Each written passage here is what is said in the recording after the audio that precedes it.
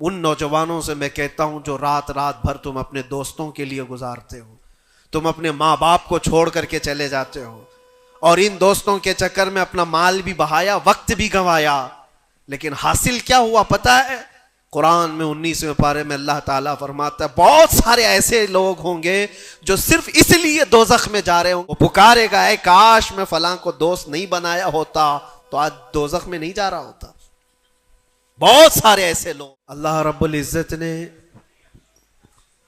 انسان کی جو تخلیق فرمائی، انسان کو جو پیدا کیا، اس کی زندگی کا جو مقصد بیان کیا گیا ہے، قرآن پاک میں اللہ تعالیٰ نے فرمایا وَمَا خَلَقْتُ الْجِنَّ وَالْإِنسَ إِلَّا لِيَعْبُدُونَ، جنات اور انسانوں کو میں نے صرف اپنی عبادت کے لیے پیدا کیا ہے۔ جس چیز کو جس مقصد کے لیے بنایا گیا ہے اسی مقصد پہ اس کو عمل کرتے رہنا چاہیے۔ جہاں وہ چیز اپنے مقصد پر عمل چھوڑ دیتی ہے تو پھر وہ کباڑ کے قابل ہو جاتی ہے۔ کوئی مشین اگر گھر پر لائے ہوں، مسالہ پیسنے کی مشین، مکسر، اگر وہ اپنا کام نہیں کر رہی ہے تو پھر وہ مشین گھر میں رکھنے کے قابل نہیں ہوتی۔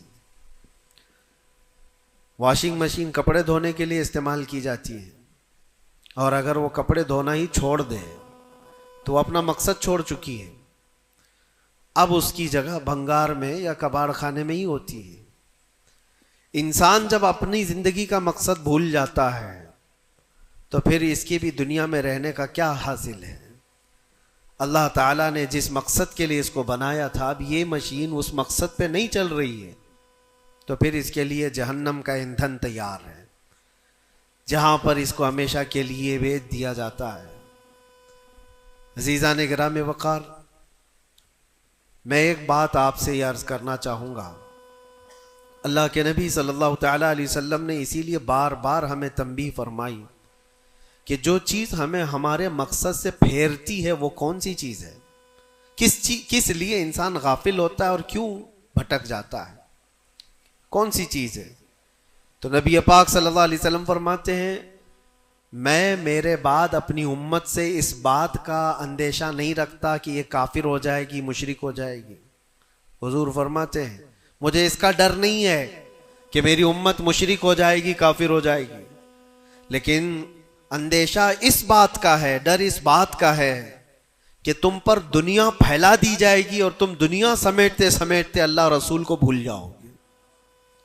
آج یہ پوزیشن پر جو مسلمان آیا ہوا ہے، امت مصطفیٰ کی یہی حالت ہے کہ دنیا اس قدر حاوی ہے کہ وہ اپنے آرام اور سکون کو چھوڑنا نہیں چاہتا۔ جو کمفرٹ زون میں جینے کا عادی ہو گیا ہے اسے آج مشکلات کا سامنا کرنے کی ہمت نہیں ہے۔ آج میں محسوس کرتا ہوں میرے عزیزوں، جب رسول پاک صلی اللہ تعالی علیہ وسلم کی عزت کی بات پر، قرآن پر، اسلام پر، دین پر اور اللہ کی ذات پر حملے ہوں تو لوگ آئیں کائیں کرتے رہتے ہیں، ابھی اپنے دائیں بائیں دیکھتے رہتے ہیں کہ میری سیفٹی کتنی ہے، میری سیکیورٹی کتنی ہے۔ چھوٹے سے لے کر بڑا آدمی ہر ایک یہ سوچتا ہے کہ خواہ مخواہ اس مسل میں اپنا سر کیوں رکھنا، کیوں اپنی جان کو جوخم میں ڈالنا ہے، میرے بھی بیوی بچے ہیں اور سب مشکل میں پڑ جائیں گے۔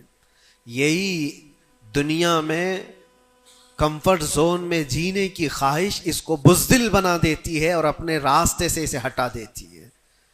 کبھی کبھار یہ بھی تو سوچا ہوتا کہ بیوی بچے اور گھر بار اور جائیداد اور بزنس صرف ہمارے نہیں، صحابہ کے بھی تھے جو رسول پاک صلی اللہ تعالیٰ علیہ وسلم کے سچے غلام ہیں، ان کی بھی جائیدادیں تھیں، ان کے بھی مال و اولاد تھے، ان کی بھی بیوی بچے، لیکن کبھی عظمت مصطفیٰ اور دامن مصطفیٰ کے بیچ دنیا کی کسی چیز کو انہوں نے کبھی آنے نہیں دیا ہے۔ ہم ساری چیزوں کو پہلے مقدم رکھتے ہیں کہ کیا ہوگا۔ میرے عزیزو، ایک صحابی رسول کی بات اگر عرض کروں، ابو دحدہ، ایسے مالدار صحابی تھے جن کا باغیچہ پورے مدینے میں سب سے قیمتی باغیچہ تھا، سب سے قیمتی باغیچہ تھا۔ اور ان کے باغیچے کی کھجوریں سب سے مہنگی کھجوریں ابو دہدہ کے باغیچے کی شہرت تھی مدینے میں. مسجد نبوی میں بیٹھے ہوئے تھے. حضور پاک صلی اللہ تعالی علیہ وسلم کے پاس ایک مسئلہ آیا تھا, ایک یہودی کا اور ایک مسلمان کا, ایک دوسرے صحابی کا. اس یہودی کے اور مسلمان صحابی کے درمیان جو مسئلہ وہ تھا ایک درخت کو لے کر کے, کھجور کے درخت وہ یہودی کے آنگن میں تھا جس کی کھجوریں اس صحابی کے گھر پہ گر جاتی تھی. انہوں نے خریدنے کے لیے کہا, وہ دینے کو راضی نہیں تھا. یا اس طرح کا ایک مسئلہ اور بھی ہے. اللہ کے نبی صلی اللہ تعالی علیہ وسلم نے رغبت دلائی, کوئی ہے جو یہ ایک درخت خرید کر کے میرے اس صحابی کو دے دے, اسے میں جنت کا باغیچہ دوں گا. تو اس وقت ابو دہدہ کھڑے ہوئے, کہا یا رسول اللہ صلی اللہ تعالی علیہ وسلم, میں سودا کروں گا اس یہودی سے. ایک ہی درخت تھا اس کے آنگن میں. اس سے کہا کہ کتنے میں تو یہ درخت بیچے گا؟ میرے نبی کی بات ہے, حضور کا فرمان ہے, میں خریدوں گا. اس نے کہا میں بیچنا نہیں چاہتا, اس کی قیمت, کیونکہ اسے پتا تھا ان کی کمزوری ہے. ابو دہدہ نے کہا کیا تجھے پتا ہے مدینے, اوالی مدینے میں ابو دہدہ کا باغیچہ؟ کہا اس کو کون نہیں سنا ہے, مدینے کا ہر بچہ جانتا ابو دہدہ کے باغیچے کی شہرت. کہا اگر میں وہ باغیچہ اس درخت کے بدلے دے دوں تو کیا تو یہ درخت مجھے دے گا؟ اس نے کہا یہودی نے, پاگل ہو گئے ہو, کیا بات کر رہے ہو, ایک درخت کے بدلے وہ اتنا قیمتی باغیچہ جس کی کھجوریں پورے مدینے میں مشہور ہوں. ابو دہدہ نے کہا اس باغیچے سے زیادہ قیمتی میرے مصطفیٰ کا فرمان ہے, میرے لیے نبی پاک کی عزت اور ان کی حرمت اس سے کئی زیادہ بڑھ کر کے ہے. اس یہودی نے کہا کون نہ کہے گا سودا, اگر تم صحیح میں مجھ سے مذاق نہیں کر رہے ہو تو ابھی میں یہ درخت دیا اور باغیچہ دو. ابو دہدہ نے کہا تو نے ابھی دیا, میں نے بھی یہیں سے دے دیا, باغیچہ بیچ دیا اور ساری چیزیں یہیں پر طے کر کے اپنے باغیچے پر آتے ہیں. باہر دروازے پر کھڑے ہیں, باغیچے کے پھاٹک پر, ان کی بیوی ان کی بچے, گھر اندر بنا ہوا ہے باغیچے کے اندر جو ٹھنڈی حاصل کرنے کے لیے خوش نما, باغیچے کے اندر خوش نما محل بنا ہوا ہے. دروازے کے باہر سے ابو دہدہ پکارتے ہیں یا ام دہدہ, اپنی بیوی کو, باہر آ جاؤ, باہر آ جاؤ اپنے بچوں کو لے کر. بیوی نے کہا اتنی جلدی کیوں اس طرح سے بلا رہے ہو, کیا بات ہے, کیوں چیخ رہے ہو؟ ابو دہدہ نے کہا یہ باغیچہ بک گیا ہے, اب ہمارا نہیں ہے, باہر آ جاؤ.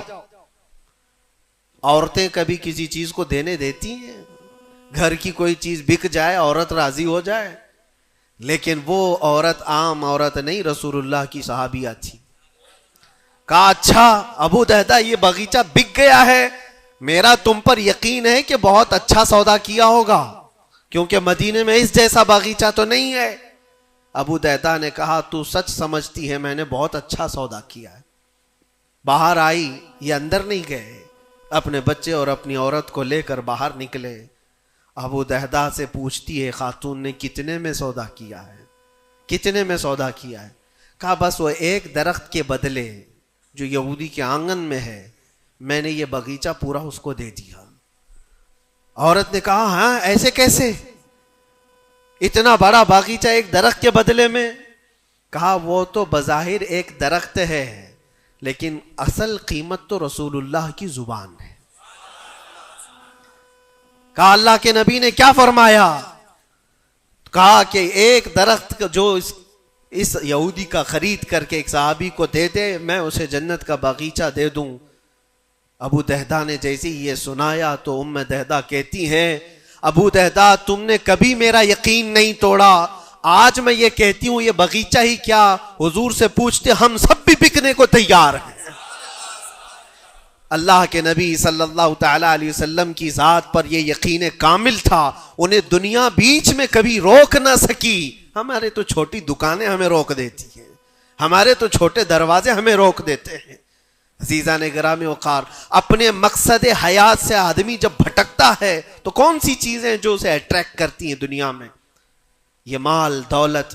مجھے وہ بات یاد آتی ہے، صدیق اکبر رضی اللہ تعالیٰ عنہ حضور پاک صلی اللہ علیہ وسلم کے ساتھ بیٹھے ہیں. حضور پاک صلی اللہ تعالیٰ علیہ وسلم کے ہاتھ میں ایک پیالہ ہے جس میں شہد ہے. آپ اس کو نوش فرمانا چاہتے ہیں، منہ کے قریب لے گئے، اچانک آپ نے واپس رکھ دیا اور کسی چیز کو دھکا دے کر کے ہٹانے لگے، جیسے کوئی مکھیوں کو بھگاتا ہے، جبکہ نبی پاک صلی اللہ علیہ وسلم کے جسم کے قریب کبھی کوئی مکھی نہیں آتی، لیکن اندیکھی چیز کو آپ ہٹا رہے تھے. پھر تھوڑی دیر کے بعد پیالے کو اٹھایا، پھر تھوڑی دیر منہ کے قریب جاتے ہی واپس رکھ دیا، پھر کسی چیز کو دھکا دے کر نکال رہے تھے. تیسری مرتبہ پیالہ اٹھایا تو صحابہ نے دیکھا آپ کی آنکھوں سے آنسو روا ہیں. حضور پاک صلی اللہ تعالیٰ علیہ وسلم کیا اشک بہ رہے ہیں. تو صحابہ نے پوچھا یہ کیا معاملہ ہے؟ حضور اکرم صلی اللہ تعالیٰ علیہ وسلم فرماتے پہلی بار جب میں نے شہد کا پیالہ اٹھایا تو دنیا میرے پاس سج سنور کر کے آئی، تیار ہو کر آئی اور کہا اے اللہ کے نبی میرا حسن و جمال آپ قبول کر لیں، ہر طرح کے حسینائیں آپ کے قدموں میں لا کر رکھ دوں گی، ہر طرح کا حسن آپ کے قدموں میں لا کر رکھ دوں گی. حضور فرماتے میں نے دھکا دے کر دور کیا کہ مجھے تیرے حسن و جمال کی ضرورت نہیں. دنیا چلی گئی. دوسری بار جب میں نے پیالہ اٹھایا تو دنیا پھر آئی میرے پاس اور پورے زر و جواہرات اور دولت کے انبار لے کر. دنیا نے کہا اے اللہ کے نبی یہ قبول کر لیں، آپ کے قدموں میں سونے کے محلات اور جواہرات سجا دیے جائیں گے. حضور پاک صلی اللہ علیہ وسلم فرماتے میں نے اس کو بھی دھکا دے کر دور کیا. نہ تیرے حسن و جمال کی طرف میں رغبت کروں گا، نہ تیرے دولت و مال کی طرف، مجھے اس کی بھی حاجت نہیں. تیسری بار بہت امپورٹنٹ چیز میں عرض کر رہا ہوں، جو کہنا چاہتا ہوں توجہ سے سنیں. حضور پاک فرماتے تیسری بار دنیا میرے پاس آئی اور کہا اے اللہ کے نبی آپ نے میرے حسن و جمال کو بھی نہیں قبول کیا، دولت و مال کو بھی نہیں قبول کیا، مجھے دھکا دے کر دور کیا، لیکن ایک بات ہے آپ کے بعد آپ کی امت ایسا نہیں کر سکے گی. وہ دولت و مال اور حسن و جمال کی طرف بھاگے گی اور آپ کو چھوڑ دے گی. حضور فرماتے جب میں نے یہ بات سنی تو میرے آنسو نکل آئے. کیا میری امت مجھے چھوڑ کر اس طرح دور ہو جائے گی؟ دل پر ہاتھ رکھ کر کے سوچو ہے مسلمانوں، کیا آج وہ پوزیشن نہیں ہے؟ ہم ان دو چیزوں کے چکر میں اپنے نبی پاک صلی اللہ علیہ وسلم سے کتنی دور بھاگے جا رہے ہیں. تم نے کبھی راتوں کو تصور کر کے دیکھا کہ کتنی راتیں ایسی آئی کہ میں نے اپنے مصطفیٰ کو یاد کیا ہے، تنہائی میں اپنے حبیب کو یاد کیا ہے. اس رسول کا حال تو یہ تھا، ماں عائشہ صدیقہ فرماتی ایک رات ایسی نہیں گئی جس میں رسول پاک صلی اللہ علیہ وسلم اپنی امت کے لیے دعا نہ کرتے ہوں. رات کو کھڑے ہوتے تھے تو پنڈلیوں میں سوجن آ جاتی تھی، پیر سوج جاتے تھے اور کثرت سے روتے تھے اپنی امت کے لیے اللہ کی بارگاہ میں کہ مولا میری امت بھولی بھالی ہے، اس کی بخشش میرے حوالے کر دے. رب ہب لی امتی، جو نہ بھولا ہم غریبوں کو رضا. اور آج امت کا حال یہ ہے کہ سال میں ایک بار میلاد کر کے ہم یہ سمجھتے ہیں حق ادا کر لیا. ہر دن ہر رات جو نبی پاک ہمیں یاد کرتے تھے تو ہم نے آج وہ کیا کر دیا ہے؟ یہی دو چیزیں ہیں جو انسان کو اپنے مقصد حیات سے ہٹاتی ہیں، اپنے راستے سے ہٹاتی ہیں. دولت اور شباب، یہ حسن و جمال. ہر نوجوان کو دیکھو ان دو چیزوں کے پیچھے بھاگ رہا ہے. اسے یہ دو چیزوں کی خواہش ہے، مال جمع کرنا ہے اور خوبصورت عورت کو لانا ہے. اور ان دو چیزوں نے دنیا میں اس کو ایسا غافل کر رکھا ہے، اسے سوچنے کا موقع ہی نہیں ہے.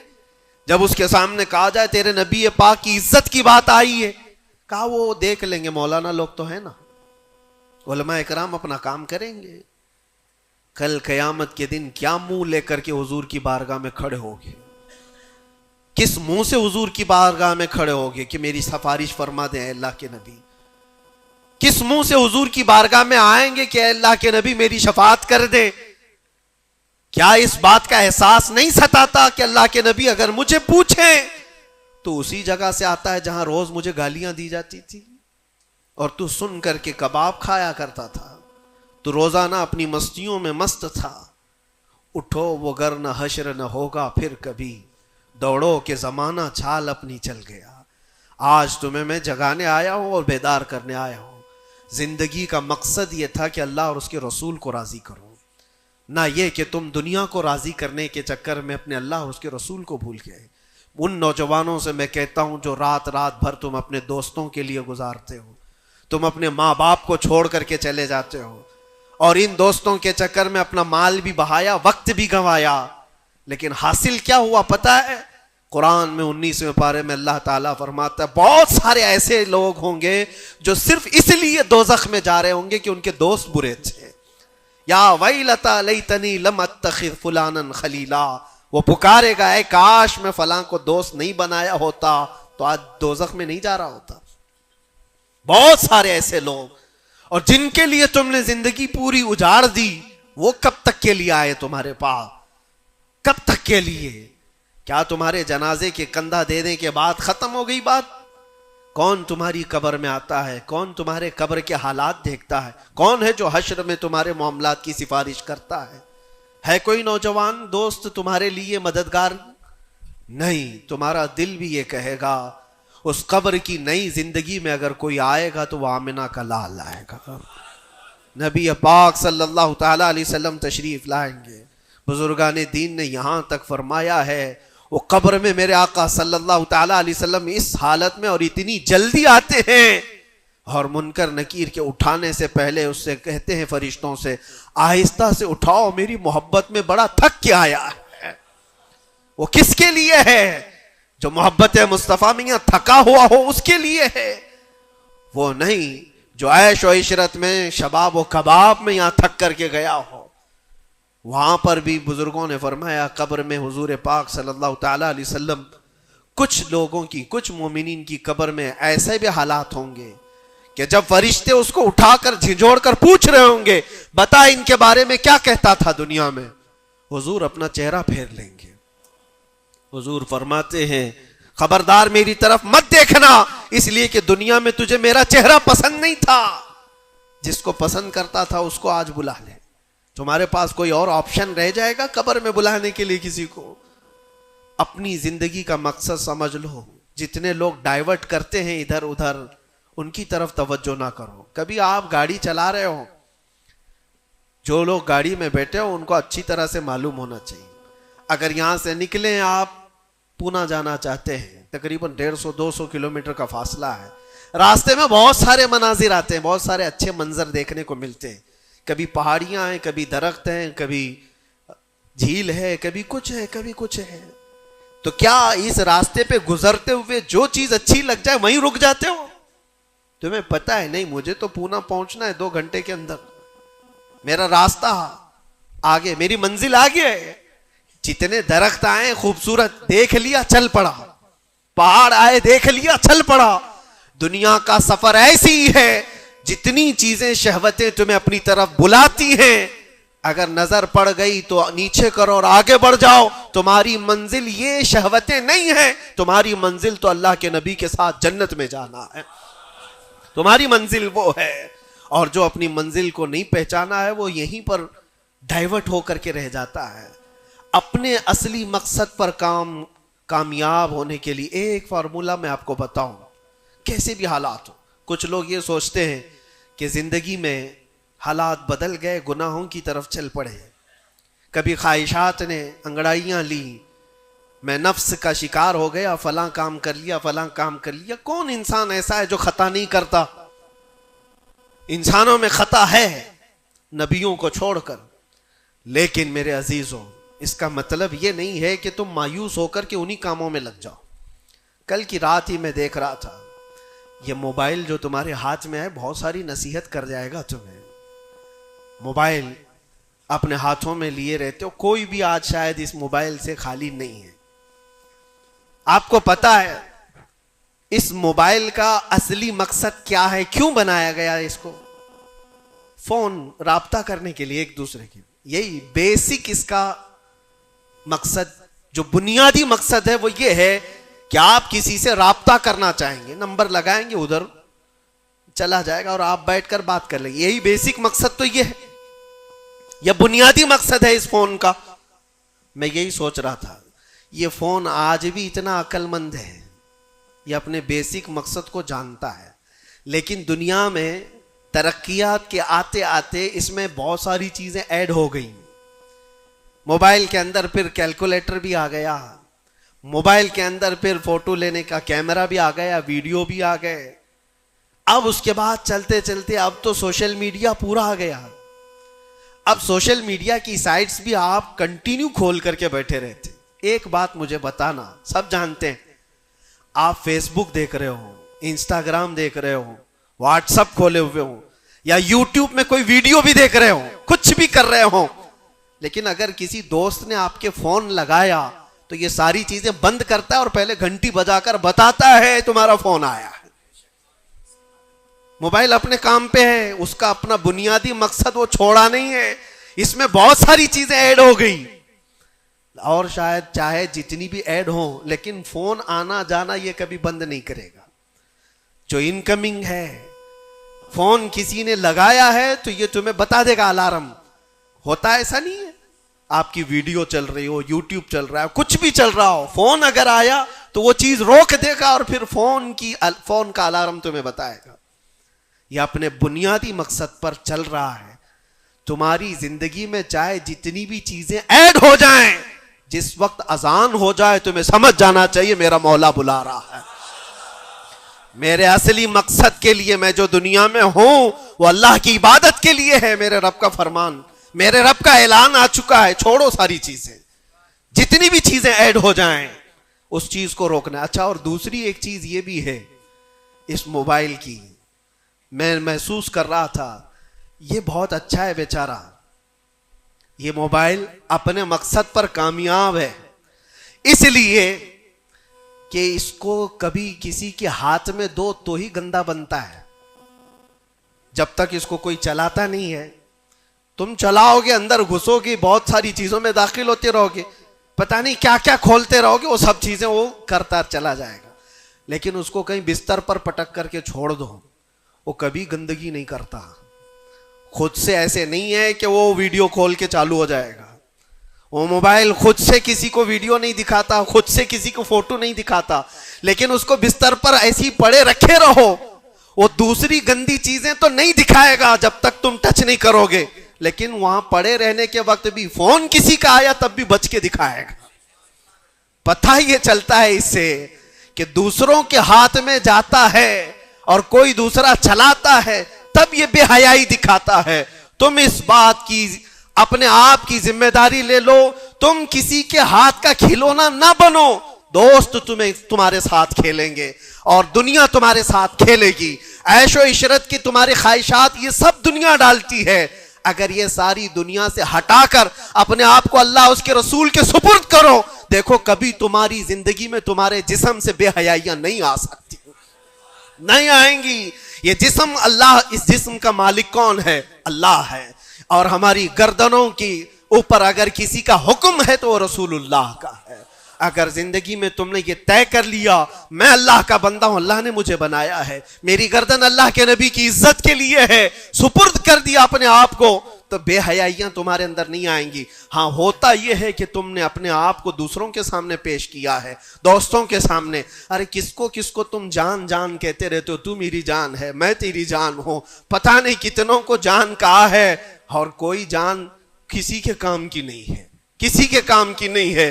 لیکن ایک بار جن صحابہ نے کہا فدا کا بھی وہ امی یا رسول اللہ, اے اللہ کے رسول میرے ماں باپ آپ پر قربان, میری جان آپ پر قربان. یہاں دوست کو یا بیوی کو یا محبوبہ کو جان کہا تو بدلے میں اس نے پھوٹی کوڑی بھی نہیں دی ہے. زندگی میں سوائے دکھ اور غم کے کچھ نہیں ملا جان سے.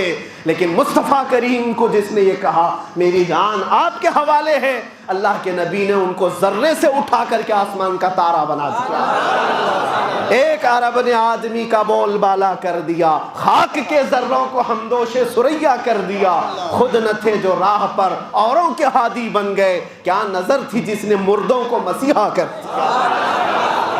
نبی پاک صلی اللہ تعالیٰ علیہ وسلم کے حوالے اپنے آپ کو کر کے تو دیکھو, پھر تمہیں کہاں سے کہاں پہنچایا جائے گا. آج دنیا مجھے پہچانتی ہے تو میرے باپ کے نام سے نہیں, عظمت مصطفیٰ کے نام سے پہچانتی ہے, قدم مصطفیٰ کی برکت سے پہچانتی ہے. ہم کو اگر کسی نے اٹھایا ہے تو کسی کے باپ نے نہیں، کسی نیتا نے نہیں، میرا تعلق کسی سیاسی پارٹی سے نہیں ہے۔ میری آج عزت کوئی کرتا ہے تو اس لیے نہیں ہے کہ یہ سیاسی کوئی عہدہ رکھتا ہے، صرف اس لیے عزت کی جاتی ہے کہ نبی پاک کی عزت پر بات آتی ہے تو یہ اپنی آواز کو تو اٹھاتا ہے۔ جب تک بکے نہ تھے تو کوئی پوچھتا نہ تھا، یا رسول اللہ تم نے خرید کر ہمیں انمول کر دیا۔